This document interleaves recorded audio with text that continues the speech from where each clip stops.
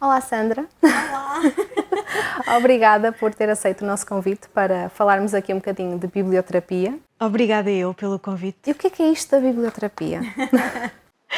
A biblioterapia parece assim uma novidade, não é? Há muitas pessoas que acham que é uma modernice, que é uma coisa recente, que é uma moda. Mas, na verdade, esta noção de que a leitura faz bem e de que a leitura pode ser terapêutica e pode providenciar respostas e ideias novas e alívio também, não é? E alívio pela identificação que nós temos com os personagens, com as situações que eles vivem e que se resolvem, e às vezes nós sentimos aliviados, não é? Por viver aquelas histórias que correm bem. Às vezes são feitas para nós. Exatamente, quantas vezes há livros que nós estamos a ler e convencemos que este autor escreveu para mim e para mais ninguém.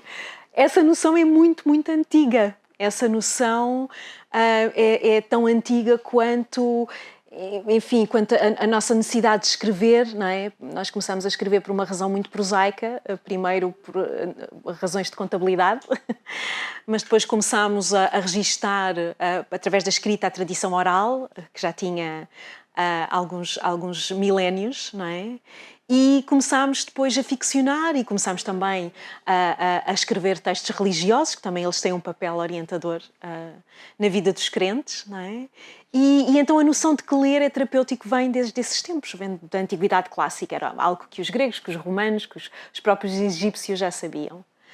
Agora, essa noção depois foi sendo trabalhada, obviamente, e foi sendo pensada e foi-se refletindo sobre isso, e depois mais ali a partir do século XVIII, século XVII, século XVIII, começa-se a escrever sobre mais em contexto clínico, de internamento hospitalar, médicos que eram profissionais mais da área da saúde mental, mas que também eram leitores, que também eram professores, eram pedagogos, eram educadores, e também escreviam, começaram a pensar sobre esse efeito terapêutico da leitura, que eles, aposto que eles enquanto leitores já o sentiam, porque todos os grandes leitores sentem que de alguma forma fazem biblioterapia sozinhos, é algo que nós fazemos intuitivamente, não é?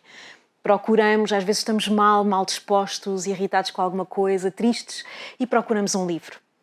E então, nessa altura, século XVII, século XVIII, começa-se a escrever sobre os efeitos terapêuticos da leitura e a refletir sobre o efeito terapêutico da leitura. E a partir daí, paulatinamente, a biblioterapia foi crescendo, a palavra propriamente dita só surge em 1916, foi inventada por um norte-americano, também ele um pastor, também ele um ensaísta, também um pouco jornalista, portanto foi ele que inventou essa palavra. E depois da Segunda Guerra Mundial, nos anos 50, sensivelmente, a biblioterapia começa a sair do contexto hospitalar, portanto, de ser quase exclusivamente biblioterapia clínica, e passa a ser também a biblioterapia de desenvolvimento pessoal, que é aquela em que eu trabalho mais, e também alguma biblioterapia corporativa feita em contexto de trabalho. Portanto, a biblioterapia é, hoje em dia, a definição mais breve que eu posso partilhar convosco. A biblioterapia é um método de apoio ao desenvolvimento pessoal e à resolução de problemas através da leitura. É um método que pressupõe que haja um mediador da leitura, a pessoa que conhece as necessidades do seu cliente ou dos seus clientes e que vai pesquisar títulos que se adequem a essas necessidades e que ajudem essa pessoa a resolver os seus problemas, a atingir os seus objetivos. Podemos recorrer à biblioterapia de forma preventiva, ou seja, sabendo nós que um problema se calhar se vai declarar, já podemos antecipá-lo ou começar a tratá-lo antes que ele se declare através da leitura de um livro ou de um determinado texto, ou podemos utilizá-la quando o problema já está declarado. Podemos utilizar todo o tipo de livros, qualquer estilo literário, qualquer tipo de livro é válido. Há muitas pessoas que me perguntam: trabalhas sobretudo com autoajuda ou desenvolvimento pessoal? Não é verdade? Até se calhar são os livros que eu menos procuro. E pode-se praticar, ou seja, pode-se aplicar em qualquer idade. Nem sequer é preciso saber ler e escrever para se poder já usufruir de um processo biblioterapêutico. Sandra, isto, sendo um conceito já tão antigo, não é? Desde 1916, que foi quando se começou a falar neste termo, porquê que ainda não é assim tão conhecido? Não é? Para a grande maioria das pessoas, biblioterapia só assim um bocadinho diferente, não é? O que é a biblioterapia? Porque é que ainda não se tornou mais viral, não é? Se calhar cá em Portugal, sobretudo, eu diria que nos Estados Unidos, no Reino Unido, no Canadá, no Brasil, por proximidade aos Estados Unidos, e até em alguns países aqui na Europa, como a França, a Bélgica, que já têm biblioterapeutas bastante conhecidos, se calhar a biblioterapia não causa assim tanto espanto. Até porque, eventualmente, também são países onde há mais leitores, não é? Eu costumo contar esta anedota. Quando eu digo que sou biblioterapeuta, eu percebo pela cara da pessoa com quem estou a conversar se a pessoa é leitora ou não.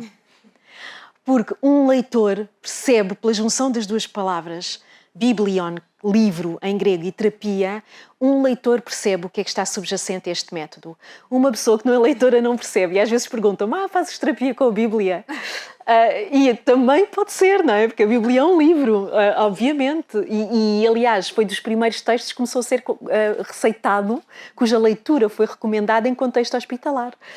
A Bíblia, como outros textos religiosos de outras tradições religiosas. Portanto, é uma daquelas pessoas que, quando está num contexto social e alguém pergunta o que é que faz, às vezes as pessoas não conseguem perceber. Não, acontece muitas vezes, sim. O que é isso?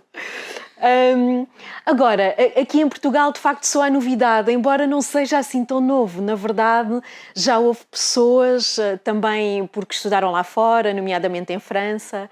Eu falo sempre da minha professora de biblioterapia aqui no Porto, com quem eu tive a oportunidade de aprender também muito, que foi a professora Maria do Rosário Pontes. Ela entrou em contacto com a biblioterapia em França nos anos 80 ou 90 do século passado e trabalhou muito esta área da biblioterapia aqui em Portugal. Agora, se calhar, eu que vivo em pleno século XXI, com as redes sociais ao meu dispor, com o YouTube, enfim, acabo por conseguir, se calhar, falar mais de biblioterapia, chegar a mais público, e as pessoas ficam com essa ideia de que fui eu que inaugurei a biblioterapia em Portugal, que não é verdade. Aliás, já há teses de mestrado e uma outra tese de doutoramento nesta área cá em Portugal. Portanto, há pessoas que já se debruçaram sobre essa questão muito antes de mim. Agora, aqui se calhar somos um país um bocado mais conservador, não é? No Brasil há muito mais abertura para tudo isto que é novo, não é? E terapêutico, eles são muito mais abertos e curiosos e gostam de experimentar, não é?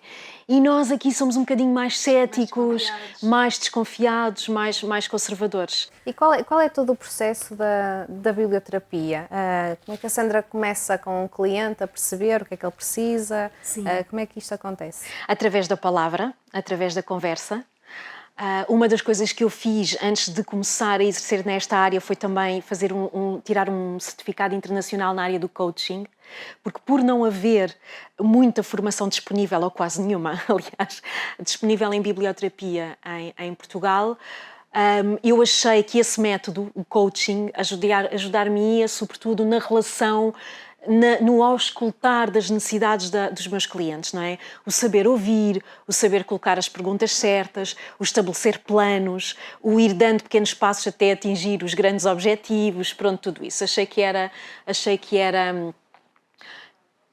enfim, aquilo que se adequava mais perante a falta de formação. Agora, com os meus clientes, de facto, quando eu conheço o meu cliente particular, nós temos uma primeira sessão em que eu tenho uma longa conversa com essa pessoa para conhecê-la o melhor possível, saber porque é que ela me procurou, porque é que ela acha que a biblioterapia pode ajudá-la. E já agora, quais são algumas das maleitas ou das necessidades que as pessoas lhe trazem? No último ano, muita queixa relativamente à falta de concentração. As pessoas estão com muita dificuldade. Por um lado, quem me procura por sistema são pessoas que leem ou que já leram muito e que deixaram de ler, e que por terem sido leitoras e por já terem lido muito, às vezes declaram-se outros problemas, e elas sabem que se voltarem a ler e que se voltarem a ler com o objetivo de resolver aquele problema, os livros ajudam de facto, não é?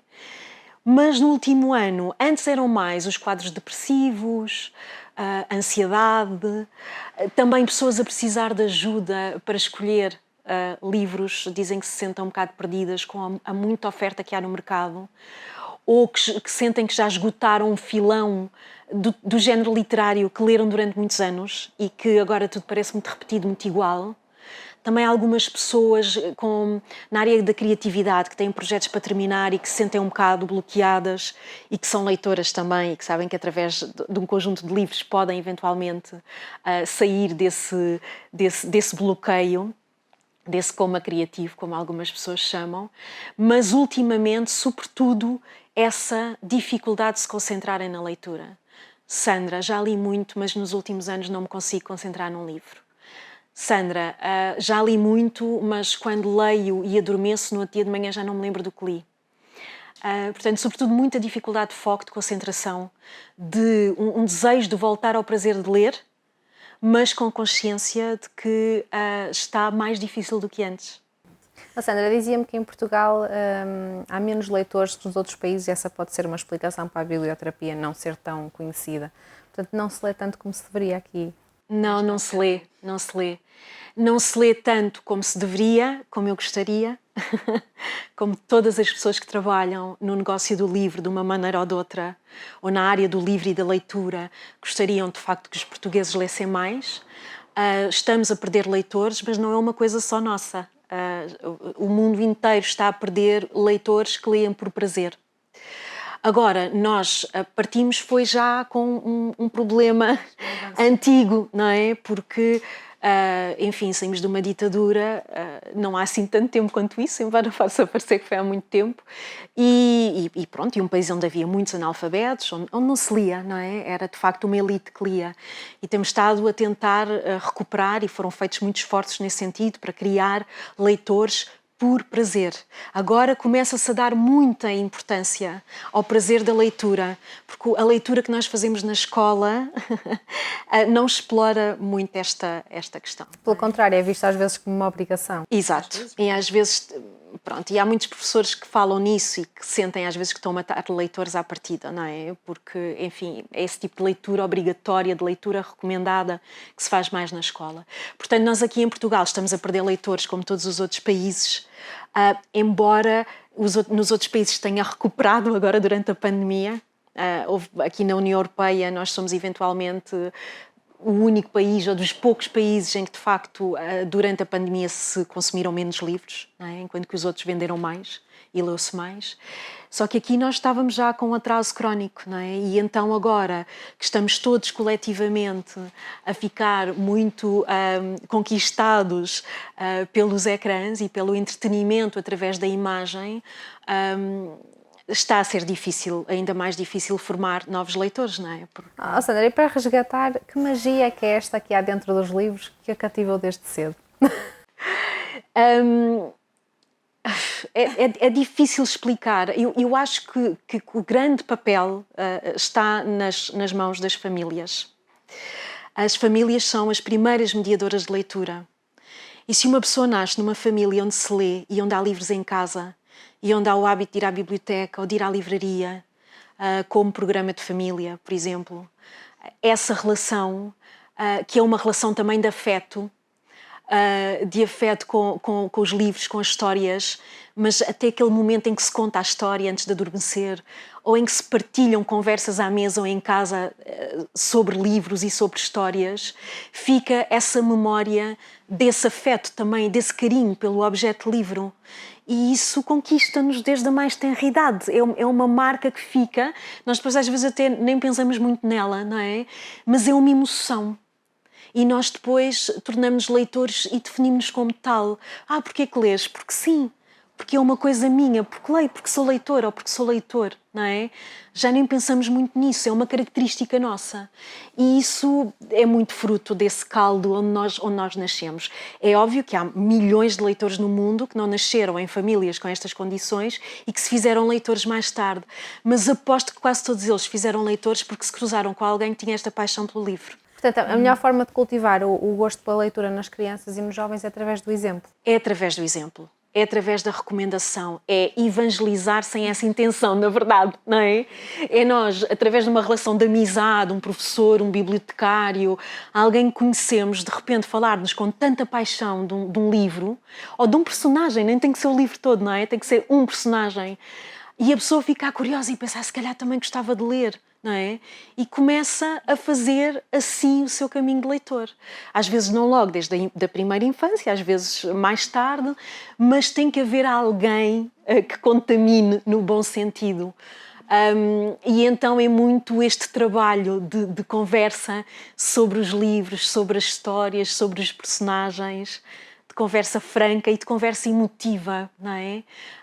Porque é o domínio das emoções, o domínio das histórias e dos livros é o domínio das emoções, que é aquilo que nós mais precisamos também para ser humanos e para estarmos em equilíbrio. E a Sandra, que já viajou tanto, já viajou pelo mundo inteiro, o que é que se aprende com os leitores dos 5 continentes? Aprende-se que somos todos iguais. Não é? As razões para lermos e para gostarmos de livros são universais e são intemporais. Aí não há grandes surpresas.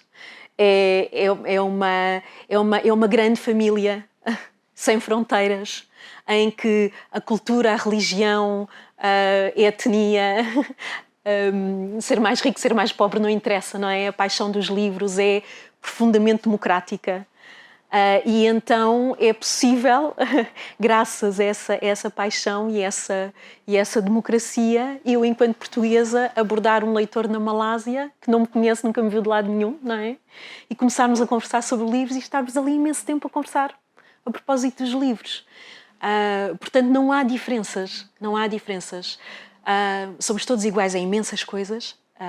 E a leitura e a paixão pela leitura é universal. É mais uma das coisas em que somos profundamente iguais. Sandra, fala um bocadinho do projeto Ler Faz Bem. O projeto Ler Faz Bem, que neste momento está parado, não é? Porque estava a decorrer em contexto hospitalar. Foi um projeto que me foi oferecido praticamente. Ele começou por iniciativa da Imprensa Nacional Casa da Moeda, ali em finais de 2016, no outono e inverno de 2016. E depois, a determinada altura, eles decidiram desvincular-se e eu pedi autorização para continuar, porque já tinha voluntários e já estava, enfim, já tinha adotado aquela causa e quis continuar o projeto. Consiste em fazer leituras em voz alta à cabeceira de pessoas internadas aqui no Hospital de Santo António. Depois, o projeto estendeu-se ao Centro Materno e Infantil do Norte, mas aí já não numa lógica de voluntariado, era eu só que ia, que estava em contacto com os pais dos bebés que nasciam prematuramente, para lhes explicar o quanto é bom para os seus bebés e para eles também ler em voz alta àquelas crianças que fazem internamentos muito prolongados. E aí, nessa vertente, estávamos já a pensar expandir outras unidades hospitalares, não só aqui no Porto. Agora está tudo parado, mas eu espero que, atingida a famosa imunidade de grupo e que, enfim, que a pandemia esteja mais sob controle, que nós possamos voltar a ler em voz alta em contexto hospitalar. Há este ressurgimento da leitura em voz alta, que era feita há alguns anos atrás, mas que, entretanto, diminuiu bastante. Sim. E agora está outra vez a ser bastante falado. Sim. Nós, enquanto espécie, nós lemos em voz alta durante muito tempo, não é? Ou seja, a leitura silenciosa é um hábito que surge ali na Idade Média. E até então o hábito era ler em voz alta. Eu li há pouco tempo, aliás, um dos livros, aproveito para falar nele, porque eu estou sempre a falar deste livro, foi até agora o melhor livro que eu li este ano, da Irene Vallejo, que se chama O Infinito no Junco, em que ela faz uma história do livro, desde a Antiguidade Clássica até hoje, e ela inclusivamente fala nos gregos e nos romanos que tinham escravos letrados, que tinham única e exclusivamente essa função, que era ler em voz alta para os seus senhores e também escrever para os seus senhores. Portanto, nós lemos em voz alta até muito tarde. E depois a leitura silenciosa instaurou-se, não é? E é curioso porque há um paralelismo entre o percurso que nós, enquanto leitores, também fazemos. Nós começamos por ter alguém que lê em voz alta para nós quando não sabemos, não dominamos a arte da leitura, e a partir do momento em que aprendemos a ler na escola, tornamos-nos leitores autónomos e começamos a ler silenciosamente, não é? E perde-se um bocadinho esse vínculo entre pais e filhos, esse momento da historinha. O que é uma pena, porque não tem que acabar, não é? E hoje em dia há esse ressurgimento da leitura em voz alta, e eu julgo muito por causa do trabalho que as bibliotecas públicas têm feito em Portugal, que é absolutamente excepcional, no esforço de criar novos leitores, desde a mais tenra idade também, com a Hora do Conto, não é? E depois também um ressurgimento, e foi uma pena, enfim, nós termos vivido esta pandemia, que teve este lado muito pernicioso de termos que nos afastar fisicamente uns dos outros, porque houve um ressurgimento dos clubes de leitura também. Não é? O voltar também nas bibliotecas também têm feito um esforço muito grande, e até nas próprias livrarias. A Bertrand também tinha um clube de leitura que acontecia em algumas livrarias uma vez por semana. Portanto, eu acho que foi uma necessidade também de combater alguma desumanização, algum afastamento, porque... E a necessidade de conversar também, não é? Acaba por ser um bocadinho uma terapia de grupo, a propósito do livro e de uma boa história.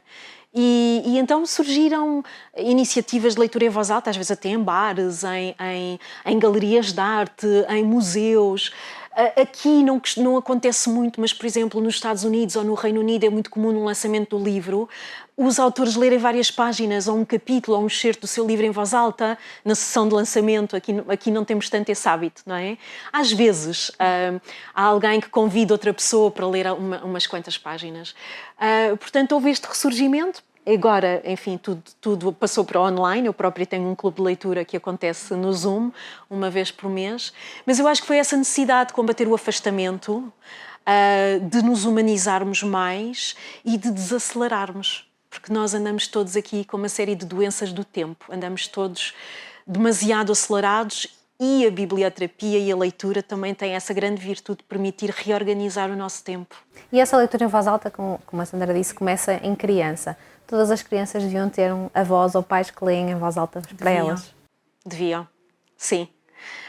Mesmo quando eles ainda não percebem absolutamente nada, não é? Há pais que, por serem leitores, já leem em voz alta antes do bebê nascer. Porque o bebê já ouve, estando no útero. E depois do bebê nascido, não é? Sabendo que ele não entende absolutamente nada, lê em voz alta. Porque a leitura não é só o significado da palavra, não é só a semântica, não é?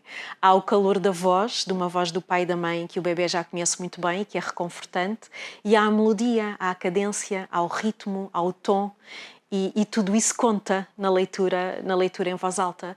Portanto, muito antes de aprendermos palavras, mas na verdade nós já estamos a aprendê-las porque o nosso cérebro já está a registá-las. O caminho neurológico daquelas palavras que nós ainda não percebemos intelectualmente, cognitivamente, já está a ser construído, por incrível que pareça. E por isso é que é tão importante ler para o bebê em voz alta e falar com o bebê, e aliás a ciência tem isso mais que identificado. Uma criança que durante os primeiros anos de vida, na primeira infância, é exposta a um maior número de palavras e a um vocabulário muito maior que outra criança que nasce num meio em que não se fala tanto. Por exemplo, quando vai para a escola, o fosso entre estas duas crianças, se elas forem para a mesma escola, para a mesma turma, na mesma altura, o fosso entre estas crianças até tende a aumentar à medida que a escolaridade avança do que propriamente a diminuir. Ou seja, quem já teve contato com um vocabulário muito mais vasto, aprende a ler e a escrever e entra num vórtice que sobe, não é? Portanto, num vórtice ascendente de progressão, enquanto que quem tem menos vocabulário à partida, quem ouviu menos palavras diferentes, começa a marcar passo. Portanto, é muito importante ler em voz alta para as crianças, conversar com elas. E não é a palavra do audiovisual que faz a diferença. Não é a mesma coisa ter uma criança a olhar para o rosto de um adulto, de um pai, da mãe, dos avós, de um irmão mais velho que conversa com ela ou que lhe lê uma história, do que uma criança que está na frente de um ecrã, de um computador, de uma televisão ou de um iPad, por exemplo, de um tablet, ouvir, até pode ser a imagem até do próprio pai a narrar uma história. Isso também já começa a ser evidente para a ciência. Portanto, não é a mesma coisa. Aprendemos mais vocabulário olhando para o rosto ao vivo e a cores e ouvindo ao vivo e a cores as outras pessoas a falar. Portanto, um livro pode, de facto, transformar uma vida. pode de facto transformar uma vida, e há milhões de pessoas que podem testemunhar isso, não é? Livros que, ainda ontem, mais uma vez, uma senhora que frequentou a minha oficina de biblioterapia explicava que tomou consciência da atrocidade das touradas através de um conto do... E agora não me estou a lembrar o nome do autor. Os Bichos, do Miguel Torga. Não é? Em que há um conto que narra precisamente, põe-se na pele de um touro antes dele ir para uma arena. Portanto, esta senhora mudou completamente a sua perspectiva em relação à tourada, não é? Através de um conto de ficção. E há pessoas que descobrem a espiritualidade, acabam por adotar determinadas religiões, por mudar hábitos alimentares. Eu tornei-me vegetariana depois de ler um livro do Peter Singer, que é um filósofo australiano, que é vegetariano, aliás, acho que ele é mesmo vegano, há muitos anos e que advoga pela causa dos animais e dos direitos dos animais. Portanto, um livro pode mudar muita coisa em relação ao nosso percurso intelectual, não é? A capacidade de falar melhor, de escrever melhor, de nos expressarmos melhor, de aprendermos a distinguir factos de opiniões. Ontem saiu essa notícia de que a OCDE chegou à conclusão que os jovens, um pouco, enfim, pelos países que fazem os tais testes PISA, chegaram à conclusão que os miúdos têm cada vez mais dificuldade em distinguir o que é um facto histórico, um facto concreto de uma opinião, não é? Portanto, tudo isso resulta da capacidade do hábito de ler regularmente, e é óbvio que depois tem impacto na nossa vida pessoal e profissional, não é? Na forma como a plataforma de conhecimento que nós temos quando somos leitores para olhar para o mundo, não é? A partir do sítio onde eu tenho os pés, que é a minha realidade, é completamente diferente de uma pessoa que não tem essa plataforma de fundo. E é óbvio que isso depois reflete-se em todos os aspectos da nossa vida, não é? Nós sabemos, por exemplo, uma pessoa mais informada é uma pessoa mais saudável, tem hábitos mais saudáveis de vida, não é? Portanto, ser leitor de livros, de jornais, de revistas, pode mudar a vida, de facto. Sandra, e começam a haver pessoas que procuram a biblioterapia? Há uma procura significativa por este serviço? Paulatinamente. Não vou dizer que haja muita gente todos os meses, mas aos poucos eu noto que de ano para ano tenho cada vez mais clientes. E, curiosamente, cada vez mais pessoas do Brasil interessadas também em fazer processos biblioterapêuticos comigo. E aí a vantagem da língua, não é? Abre essas portas e é uma alegria poder chegar com facilidade ao Brasil. Mas sim, eu tenho trabalhado muito com bibliotecas, muito na área da formação, ou seja, e da divulgação e da promoção da biblioterapia. Portanto, explicar o que é, como surgiu, como evoluiu, como funciona, como se define e depois como se aplica.